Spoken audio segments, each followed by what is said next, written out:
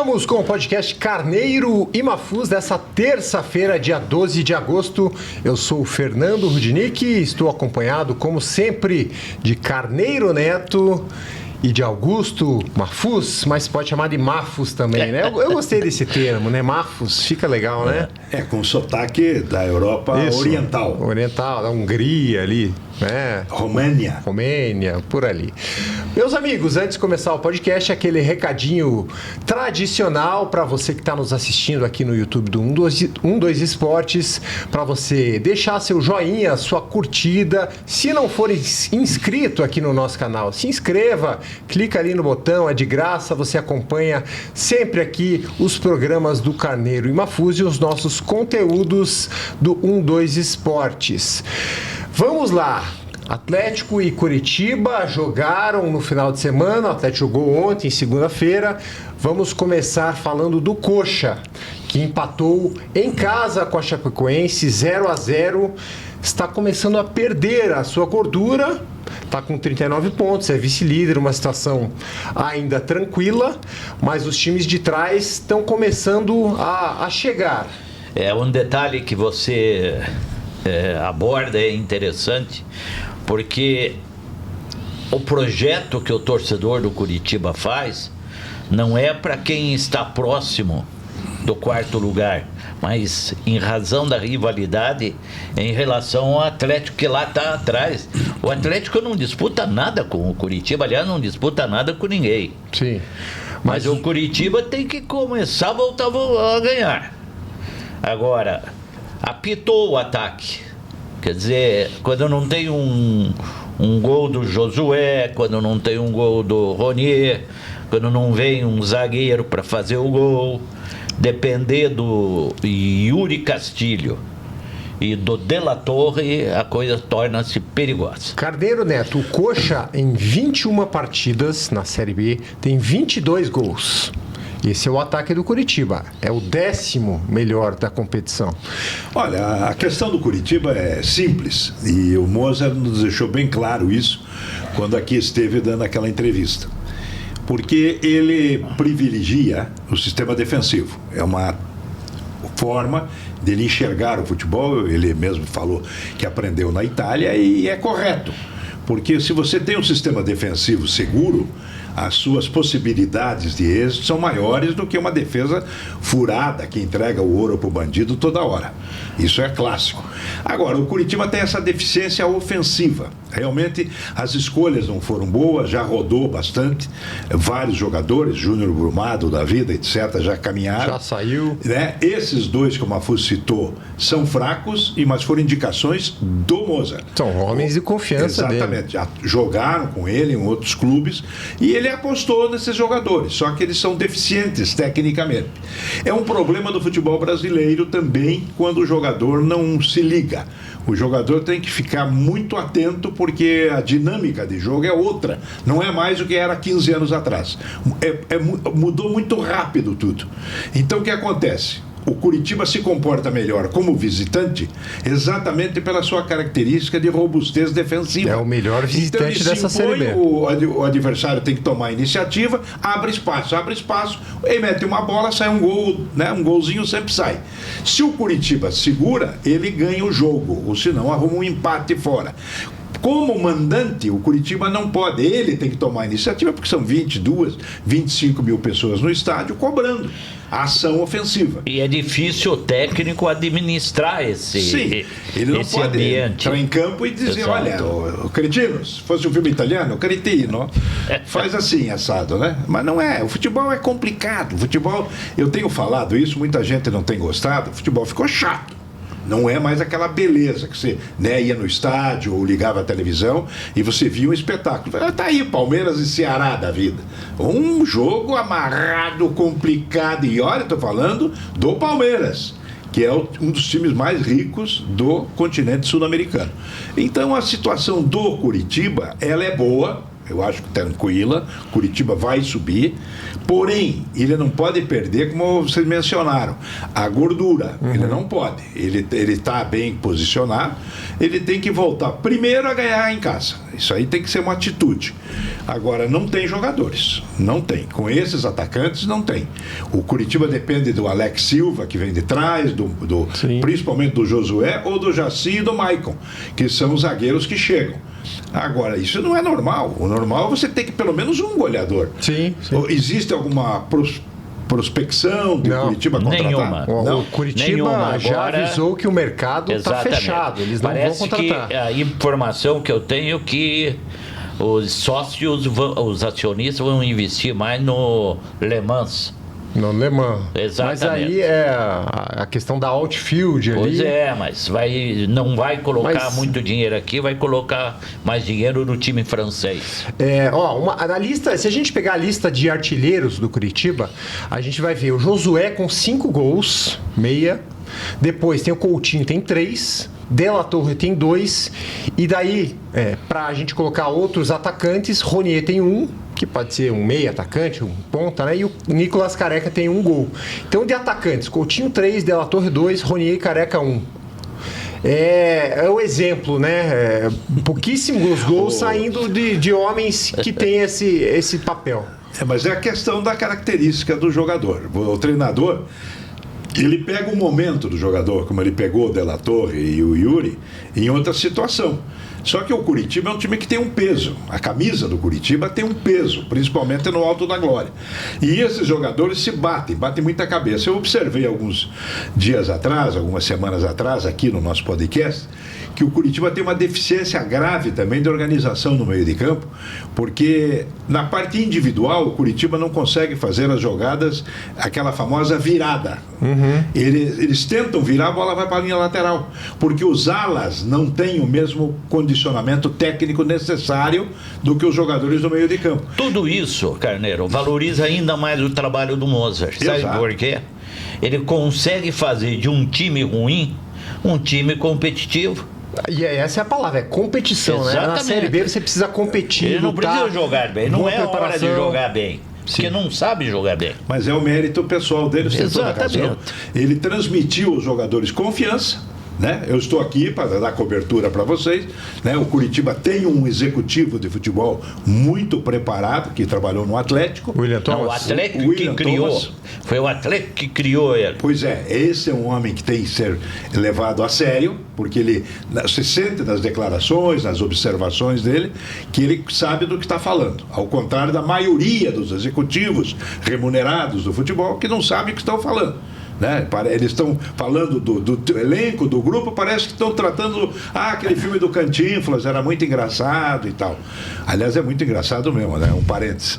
O Cantinflas entra num filme e diz com os amigos, 4, 5 companheiros: cavaleiros, vamos a jogar como gentlemen, cavaleiros, ou vamos jogar pôquer como que somos, canalhas?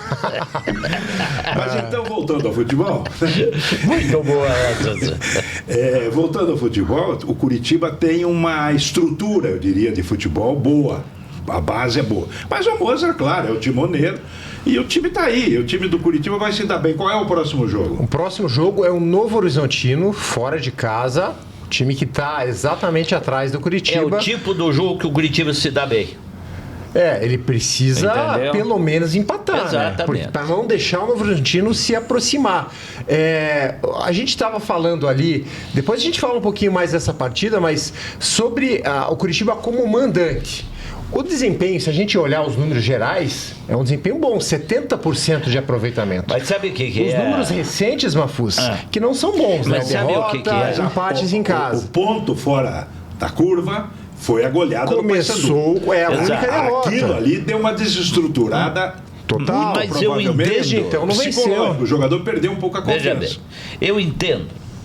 O Curitiba tem que ser analisado como o Atlético atual também, quando joga em casa.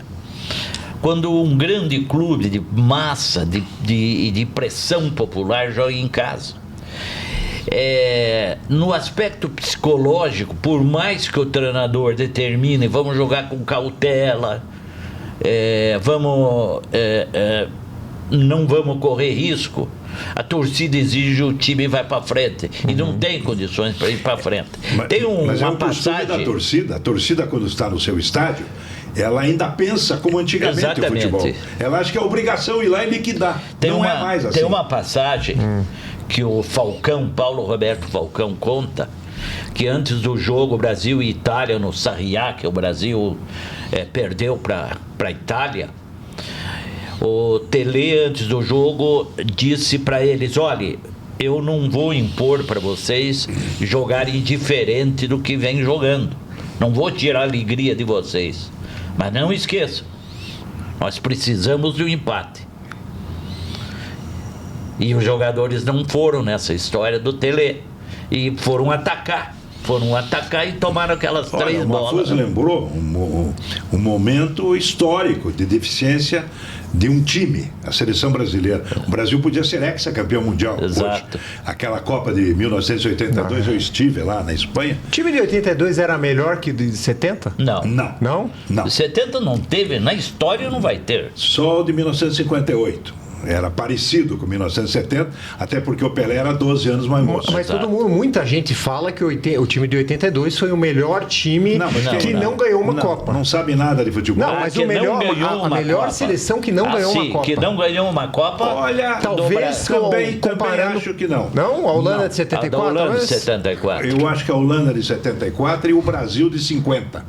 Você pegar o histórico da seleção brasileira, com o Zizinho, Ademir, todos aqueles craques da época, e perder em casa, no Maracanã, para o Uruguai, que era um time bom e tal, mas não era igual no Brasil. Sim. Agora, pessoalmente, eu me decepcionei com várias seleções brasileiras em Copa do Mundo.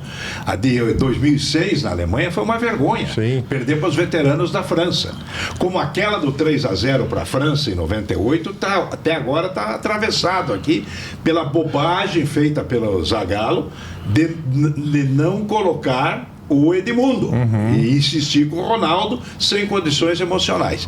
Mas voltando só rapidamente a 1982, a culpa foi total dos jogadores. Todo mundo queria atacar, até o seu Júnior, quando o Brasil tomou o gol da Itália que liquidou a fatura, ele levanta o bracinho pedindo impedimento, mas é ele que está dando condição para o Paulo Rossi. E daí o time ficou vaidoso, né? O Cerezo, o Falcão, o Zico, o Sócrates, estavam tudo voando, como show, foram chamados de galácticos. Foi a primeira vez que usaram, a imprensa espanhola usou esse termo.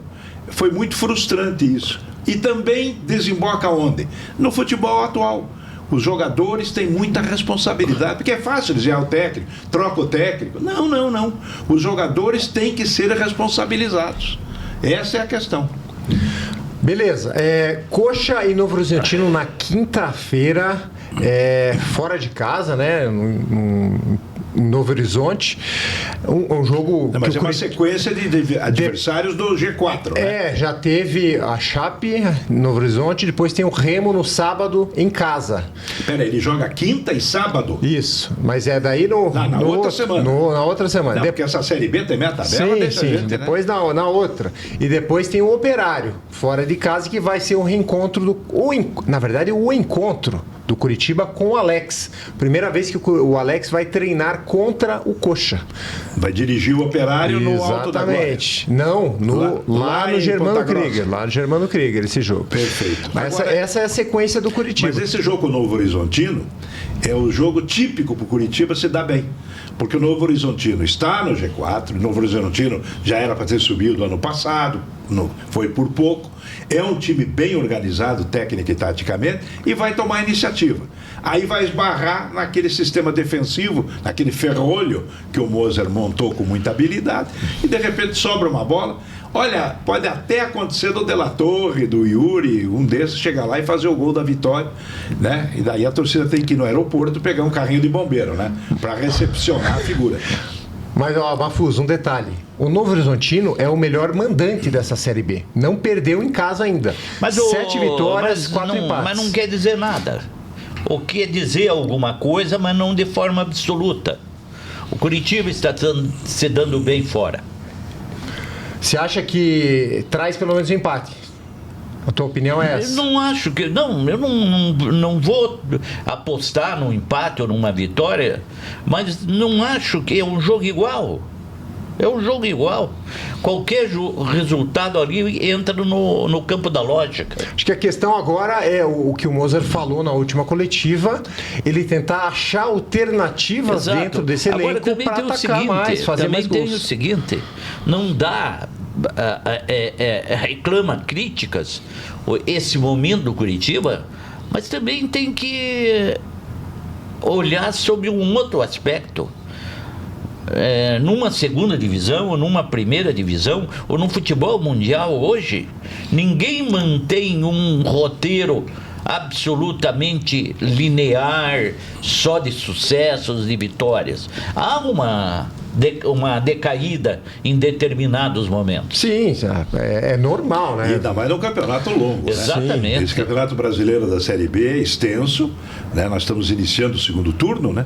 Mas você veja, eles vão jogar até dezembro. É muita coisa. Mas tem um time que está mostrando uma consistência bem grande, né? Uma linearidade, claro, que é o Atlético, né? Tá consistentemente mal. O Curitiba e o Atlético são diametralmente opostos. O Curitiba tem um excelente sistema defensivo e um ataque deficiente. O Atlético tem uma defesa medíocre e um ataque eficiente. Sim. Pega os números aí dos gols. O Atlético é a defesa 31, mais vazada da Série B. Sim. E o ataque do Atlético é muito eficiente. 31 gols, 10 a mais, 11 a mais que o Curitiba. Vamos entrar no Atlético aí? Vamos falar. Eu só quero fazer uma pergunta de imediato, eu não li o noticiário. O Dair Helman foi mandado embora ou não? Fica. Essa é a... Não há mudança nesse momento no comando técnico. Mas é decisão de quem? De quem manda. Ah, tá. De quem manda. Eu acho que em relação ao Atlético, Mafuz e Fernando, nós devemos seguir. Vamos começar lá no início. No jogo do São Paulo. Exatamente. Porque aquela partida, ela foi diferente. O próprio auxiliar técnico do Dair Helman, que me fugiu o nome agora. Flávio, ele foi muito feliz e observador após o jogo, quando ele foi para a coletiva. Ele disse, alguém perguntou, acho que foi o Edson Tomás, até da Rádio CBN, por que o Atlético na Série B não joga nada e nesta Copa do Brasil ele se apresentou muito bem no Morumbi e principalmente na Arena da Baixada, eliminando o poderoso São Paulo. Ele disse, foco. O foco dos jogadores. Sempre foi assim. Eu acho inteligente essa observação, porque o problema é a mente dos jogadores. Porque o Atlético contra o São Paulo, ele se comportou como o Atlético, como o rubro-negro da Baixada, dentro da arena, se impondo, lutando, tentando e conseguindo. Deixa eu fazer um asterisco, uma observação. O Atlético jogou com a mais contra o São Paulo. O jogo inteiro. Detalhes, né? Não, vamos aos Isso detalhes. Faz toda a diferença. E eu acho que o jogo lá em São Paulo, mas o Atlético não jogou bem. Mas ele quis só observar. Ele quis só observar a influência que faz um jogo. Uma mobilização. Exatamente. Dentro do vestiário. Não é nem isso. Um grande jogo contra um grande adversário. Os jogadores se sentem valorizados. O elenco do Atlético, se você pegar os jogadores, a média é de jogador que está acostumado com Série A. Sim. É jogador que está acostumado com Copa do Brasil. Né? Agora, jogar aí nessas tranqueiras que eles estão jogando, eles têm uma certa dificuldade, mas também tem que superar isso. Agora, no jogo aí, eu concordo contigo, o Atlético teve um a mais aqui. O que salvou o Atlético foi o gol do Viveiros lá no final, no Morumbi. Um acidente de trabalho, tudo bem. Mas faz parte do tal do futebol. Aí, aqui, houve essa possibilidade do Atlético mostrar uma outra face.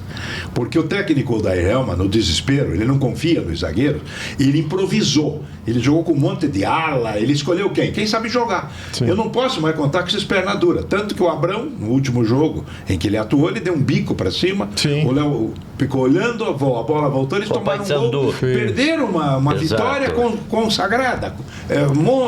Foram 5, Carneiro, só para pontuar, 5 vezes que o Atlético esteve na frente no placar e ou perdeu ou empatou. Ferroviária, Volta Redonda, América, Paysandu e agora o Criciúma. Mas agora, só terminando então essa minha avaliação do jogo com o São Paulo, teve os pênaltis, evidentemente. O São Paulo não estava preparado para os pênaltis. Essa que é a realidade. Tanto que o goleiro foi bater. E o goleiro Santos, ao contrário, fez uma extraordinária atuação, 3 defesas monumentais e o Atlético classificou-se. Muito bem. Qual é o sentimento do torcedor atleticano? Agora vai, né? Ganhou do São Paulo, não vai perder para esses outros times da Série B. Pois não há de ver que ele conseguiu. Ele faz 2-0 no Criciúma, tem a partida sob controle e entrega. O pênalti que o Zapelli cometeu foi de uma infantilidade atroz. O mesmo Zapelli que deu o passe para o primeiro gol do Cauã Moraes. Então eu gostaria que, não sei se o psicólogo ou um psiquiatra visitasse o CT do Caju. Precisa, né, Afonso? Mas veja bem, talvez a questão psicológica, talvez não, a questão psicológica influi, porque quando você fracassa, você já leva uma carga de responsabilidade muito maior. E aí volto ao Falcão. Ele sempre dizia que quando você está tranquilo, você tem 50% do jogo resolvido. Quer dizer, e o Atlético é um time intranquilo. Agora, não é a tese do Carneiro, pode não ser a tua. Não discuto a falta de qualidade do time, principalmente dos zagueiros. Mas o Dair Helman está se aventurando. Ele está correndo algumas aventuras. Olha, o jogo contra o Criciúma, ele não tinha conhecimento do Criciúma, que 80% dos gols que o Criciúma faz são de bolas paradas, bolas alçadas, cruzamentos na área. E foi assim que o Criciúma chegou. Mas ele não pôs um zagueiro, um único zagueiro. Esse Léo Pelé tinha que ser tocado hoje do Atlético. Ele falhou em 3 gols e arrumou uma contusão para não jogar contra o Cuiabá. Agora, o que vai fazer? É o que tem e não tem solução. Não estou vendo solução se o problema é jogador. A partir do momento que eles pensem que também é o técnico, talvez possa buscar uma solução. O Odair Helman está muito perdido. Está perdido demais. Mas em função da perdição geral. Exatamente, ele é vítima. Porque toda hora ele está estreando um jogador. Exatamente. Aí a diretoria contratou um zagueiro, o Aguirre, que é bom zagueiro. Mas com um problema crônico no pé. Então eu pergunto, como é que um clube com a tradição do Atlético, o peso do Atlético, né, com tudo que o CT do Caju já propiciou, em termos de avaliação, de estudo, de... Como é que se chama isso no futebol moderno? Antigamente era pesquisa. Sim. Hoje pesquisa.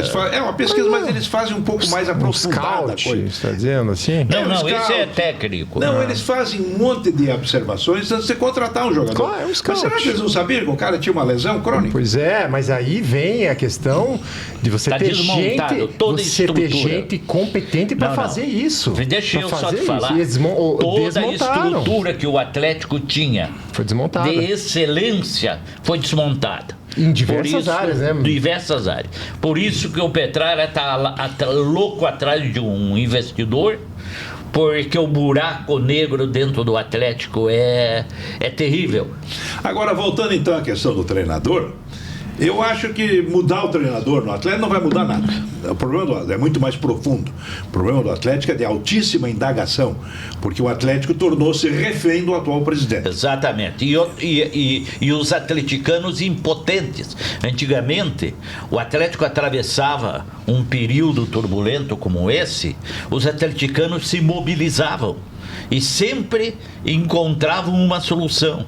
Hoje não dá nem para entrar dentro da Baixada. Não, o Atlético é um clube hermeticamente fechado. Sim. Tem dono e não tem presença de nenhum organismo dentro do clube, tampouco o Conselho Deliberativo, uma assembleia de sócios seria improvável, mas também esse é um assunto do clube, né? Vamos falar do mas é da torcida também. Mas é uma torcida que os associados mas é da se torcida movimentam também. Né? Não cabe a nós. Agora, só para completar esse meu pensamento, eu acho o seguinte: ele está tentando o possível e o impossível para montar esse time e não vai conseguir, lamentavelmente. Mostrou que não tem condições de conseguir. Porque o time do Atlético poderiam dizer, não, mas o Atlético ontem foi por causa da falta de experiência. Não.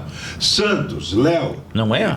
Juliano e Patrick são experientes. Não, e os próprios colombianos não são crianças. Não são crianças. O Mendonça e o Viveiro, exatamente. Aliás, ótimos jogadores. São bons jogadores. Então o Atlético está todo desarticulado, né? Em todos os aspectos. Não se diga que apenas o Elma, não. O Atlético tem problemas de comando, já disse isso 320 vezes, não tem, né, um vice-presidente de futebol, um diretor de futebol, gente que se responsabilize pela cobrança e pela...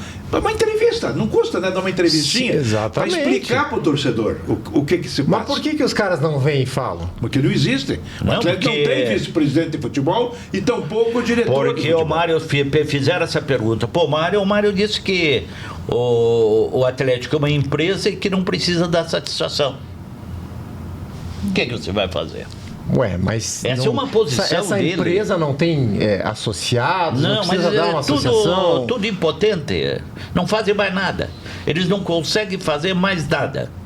Se hoje for um ex-presidente lá no Atlético, ele não consegue entrar. Hoje. Imagine um que dirigiu o Atlético. Bom, vai lá no CT do Caju, não consegue entrar. Bom, tem uma outra coisa que exemplifica isso aí, que o Atlético não tem um museu, estão fazendo um museu virtual. É o nosso Atlético, o movimento, né, do Dr. Murilo. Vai ser um sucesso, vai ser um sucesso. Eles vão lançar essa semana. Isso. Você veja que ponto chega. Isso se o Atlético não entrar hoje com uma medida judicial para proibir o uso. Você acha que já me falaram, corre esse risco. Seria lamentável. Não, seria ridículo, né? Porque se o próprio clube não pode fazer, por que a associação não pode fazer? Não pode, não quer fazer. Não, exatamente. Por que ele não faz, né? Porque a história do Atlético é centenária e, na cabeça de alguns, ela não abrange os 70 anos anteriores. Voltamos ao futebol. Tem o adversário do Atlético já da Copa do Brasil? Acabou de sair. Quem? Atlético e Corinthians.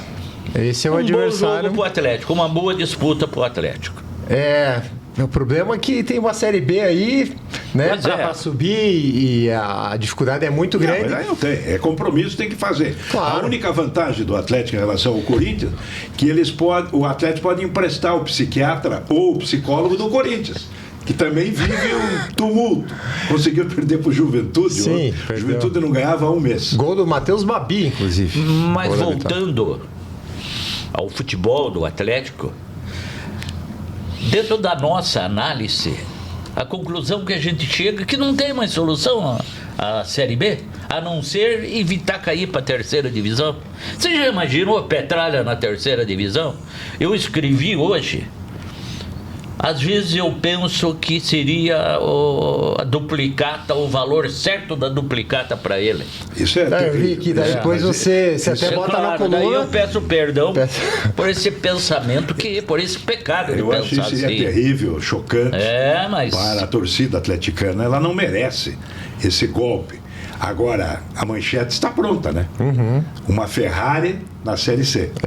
Encalhada. E hoje a realidade mostra... Petralha dirigindo. Hoje a realidade mostra que o Atlético está mais perto da Série C do que da Série B, da Série A.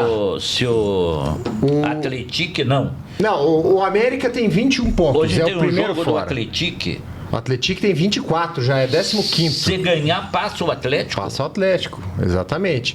O América é o primeiro time na zona, 21 pontos. E o Atlético Paranaense tem 26 pontos na 12ª posição. Cair para a terceira? Eu vou tirar um ano sabático. Você tira um ano sabático? Aí eu vou subir. Você também, Carneiro, né? Olha, o meu limite de suportar jogo de futebol no Brasil é a Série B. Eu não estou preparado emocionalmente para aguentar uma Série C. A Série B eu estou no limite já. Eu não tiraria um ano sabático porque eu sou teimoso. Mas que eu vou ver o jogo com muito cuidado, eu vou. Se a gente olhasse só a classificação dos mandantes desse Campeonato Brasileiro da Série B, o Atlético está na zona de rebaixamento. 17º entre os mandantes o próximo jogo é em casa contra o Cuiabá. Mas é essa questão que eu estou abordando e que eu preciso da opinião de vocês, do Carneiro. A gente só encontra defeito, né? Exime o técnico de culpa. Não tem mais solução, então? Eu acho problemática a situação do Atlético exatamente pelo poder centralizador, pelo comando centralizador do clube. O Atlético teria que abrir. O Atlético teria um caminho nesse momento E vou citar até alguns nomes. Se houvesse sensibilidade do atual presidente, ele teria que chamar de volta o Marcos Coelho, o Paulo Abage, o Ademir Aduro e principalmente o Antônio Carleto Sobrinho, que continua atuando profissionalmente no clube. E o Enio Fornéia. O Enio Fornéia não é muito de futebol, mas é um homem que tem presença. Mas ele não é de futebol, mas ele tem influência sobre muita gente. Eu acho que, como se diz, tem que sair do salto alto. O presidente teria que calçar as sandálias da humildade e ouvir as pessoas que conhecem futebol e são atleticanos. Será que essas sandálias têm no tamanho do pé de Mário Celso? Não sei, eu não vou entrar no mérito da questão. Não tem. Eu estou lamentando só a dura realidade do Atlético. E espero que não haja consequências muito negativas e funestas no caso de continuar perdendo jogos, empatando jogos dentro da Arena da Baixada, porque uma hora vai ficar fora de controle. E não é só o Mário. Talvez o Mário tivesse um espírito de renúncia e chamasse. Que o Mário, você não tenha dúvida. A hora que Se precisa, ele precisa, ele vai atrás. Ele chama. Eu conheço o Mário. Inclusive, vocês têm questões pessoais, né? Exatamente. Se ele precisar, ele chama. Se ele entender que precisa. O problema é o entorno do Petralha. Se essa turma aparecer lá, vai começar a cortar a asa de muita gente e muita gente não vai gostar. O Mahfouz pegou bem o problema. Eles vão fazer uma limpeza, evidente. Eles vão consertar o Atlético em 40 dias, eu não tenho dúvida disso. Porque é uma questão de o que está acontecendo. Mas daria tempo para conseguir? Não vou discutir. Faz uma movimentação. Vai mudar o panorama. O astral muda em uma semana.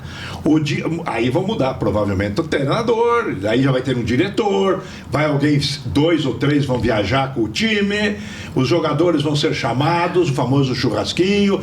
O que está acontecendo? Qual é a palhaçada? Por que você não sabe jogar?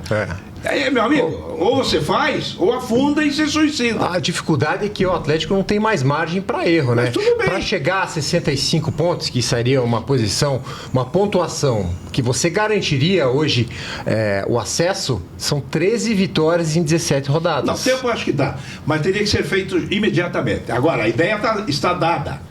Vamos ver o reflexo disso. O Atlético não conseguiu mais do que 3 vitórias seguidas nessa Série B. Mas sabe o que é? Mas então, vamos encerrar o assunto Atlético hoje. Se você faz partir da matemática... A ilusão. Hoje seria ilusão. Não é nem ilusão. É uma mentira mesmo. Porque às vezes ilusão tem um pouco de verdade. Sim. Agora, não se faz mais nada. Entrega-se... definitivamente, não deu, vamos tentar salvar a terceira divisão. Mas tem que continuar tentando. Mas então não dá para chegar e dizer, não, mas só ganhou 3 partidas e eu tenho que ganhar 13 de 17. Então não dá para fazer esse cálculo. Não dá. Mas a matemática hoje é essa e a realidade que o Atlético enfrenta eu prefiro acreditar mais de que o Atlético não tem hoje condições de subir. Não pela matemática, mas pela questão técnica. A bagagem inteira, né? Exato. Não é só a questão de jogadores, mas a bagagem inteira que desde o ano passado. Eu não passo o pano nem para associado e nem muito para torcida. Porque esse estado que está aí foi apoiado. Entendeu? Criou-se uma imagem de uma lenda, quando esta lenda estava era se beneficiando. Muito bem, Carneiro Neto. Ou não, fazendo uma prestação de serviço e recebendo em troca. Okay. Só que a prestação de serviço dele é bem menor, sem qualidade no que recebeu em troca. E a conta está chegando. Meus amigos, é isso. Fechamos então esse Tomara podcast. Que não seja uma terceira divisão. Tomara que não. Voltamos na semana que vem, então, para debater mais de Atlético, Curitiba, futebol paranaense. Valeu, tchau, tchau.